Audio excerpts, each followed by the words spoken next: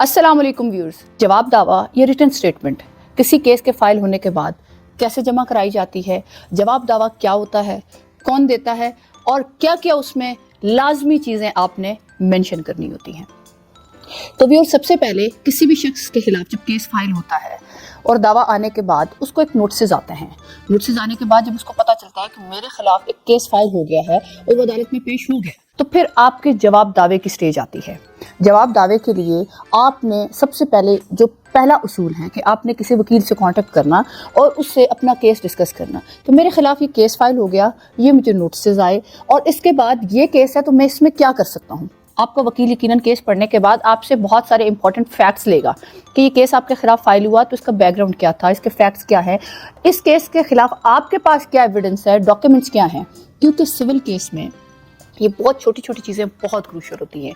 अगर आप written statement के साथ कोई ऐसी इंपॉर्टेंट चीज़ जो आपने साथ लगानी थी या कोई ऐसी चीज़ जो रिटन स्टेटमेंट के टाइम पे आपने मेंशन करनी थी आप ना कर सके, तो इसको कहते हैं इनक्योरेबल फॉल्ट, जो कि आपका ऐसा डिफेक्ट है जो कि आपको सुप्रीम कोर्ट तक वो डिफॉल्ट आप अगर क्योर ना कर सके और वो आपको नुकसान देता है। सो रिटन स्टेटमेंट ट्रायल का सबसे इम्पॉर्टेंट दावे के बाद एक स्टेप है जिसमें आपने हर स्टेप को बहुत केयरफुली देखना होता है।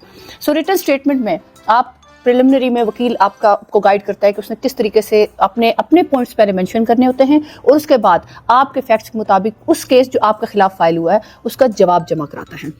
जवाब दावा या रिटन स्टेटमेंट रिटन फॉर्म में होता है और अदालत में जमा होता है। उसके एंड पे वकील आपको जो आप वकील करते हैं वो आपको पढ़ाता है वो जवाब आपके फैक्ट सुनने के बाद और एंड पे आपसे रिटन स्टेटमेंट के ऊपर साइन करवाता है। रिटन स्टेटमेंट फाइल करने के साथ वो अपना वकालतनामा भी सबमिट करवाता है।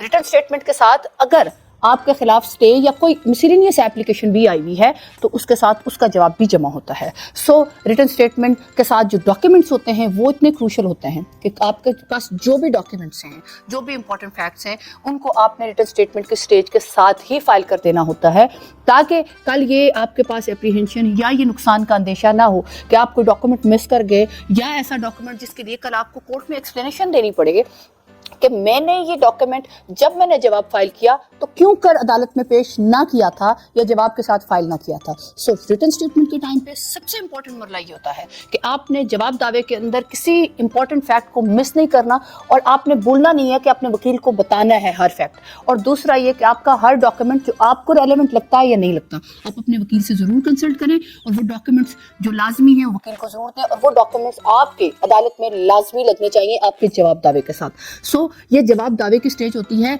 जिसमें आपने ये स्टेप्स को फॉलो करना होता है। उम्मीद है कि रिटन स्टेटमेंट जवाब दावे के इस एपिसोड में आपको खासा एक्सप्लेन किया गया कि आप किस तरीके से पाकिस्तानी कोर्ट्स के अंदर सिविल या दीवानी केस के अंदर जवाब दावा कैसे जमा कराएंगे। हमारी वीडियो अगर आपको पसंद आई तो आगे ज़रूर शेयर करें और बाकी लोगों तक भी ये मालूमात ज़रूर पहुँचाएं। Thank you.